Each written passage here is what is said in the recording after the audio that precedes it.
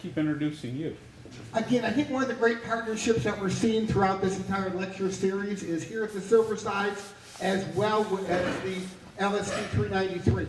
So I'd like John to come up, the director of the LST-393, John Stevenson, and John will be glad to give a nice introduction for Dan. Good evening.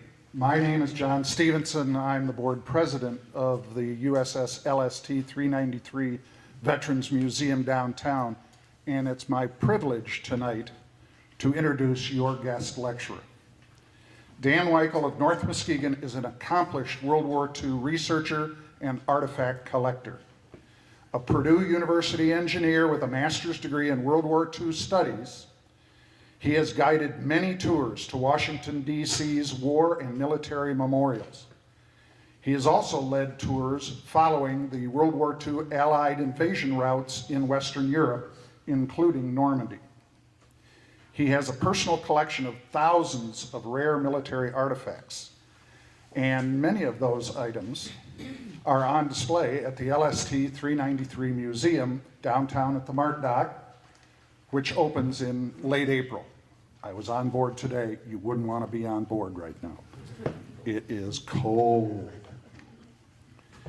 Dan is the founding father of that museum. Many groups tried to restore LST-393, which is a World War II landing craft that has battle stars from the invasions of Sicily, Italy, and France at Omaha Beach in Normandy. But Dan and his band of brothers did it. They started cleaning and painting and giving tours in 2005, opened the bow doors in 2007 for the first time in 60 years. Those had been welded shut. And they now offer one of the most visited historical sites in West Michigan. His life's mission is to help America honor its veterans.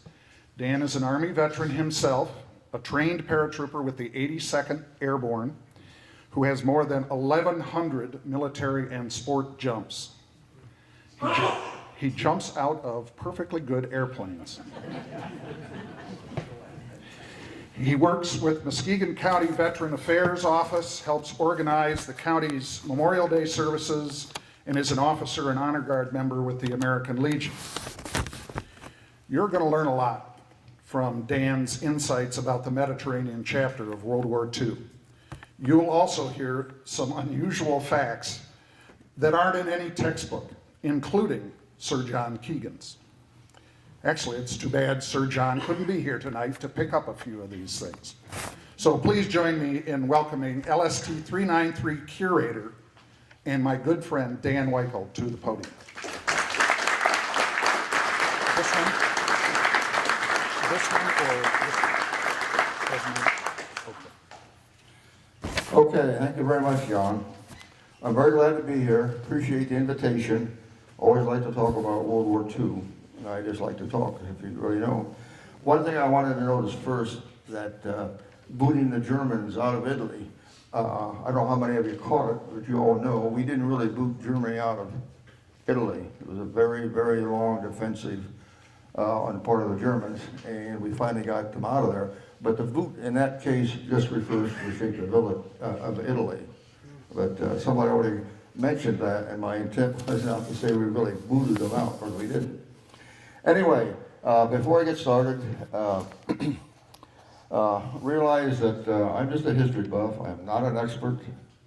I was not in World War II. I don't pretend to be an expert, but I've researched it and studied it for so long. Maybe it's a mistake, but I've formed a lot of my own assumptions and my own opinions as a result of what I've studied. And yours may differ from mine, and that's perfectly fine. So if you have some differences, of course, that's great. There are so many things in that war, we can all make our own conclusions, I know. On the chair, each chair was a slip of paper, and it indicates that if you have a question, you might write that down, because as I told Kurt, the last time I gave this particular series, it took 3 weeks, 2 days a week, 2 hours each day. And now we're going to do it in less than an hour.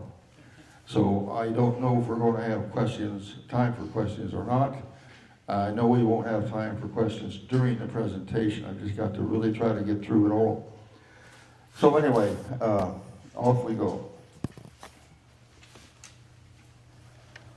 The first thing that I'd like to talk about when I'm talking about the Mediterranean campaign, especially Africa, the students I've talked with, I try to get them to understand there's a lot going on in Africa.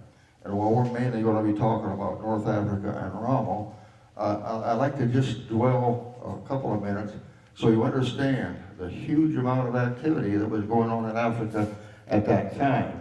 And I just put this in to show where we talk about North Africa, that's what we're talking about. When we talk about French West Africa, that's the area we're talking about. We won't really talk about the French Equatorial Africa, but it's there in the center. But we'll talk quite a bit about Eastern Africa. There's a lot of action there too, and especially around British and Italian Somaliland, Ethiopia, Sudan, and Kenya. And they all had a play, they had a factor in what happened in North Africa with Rommel.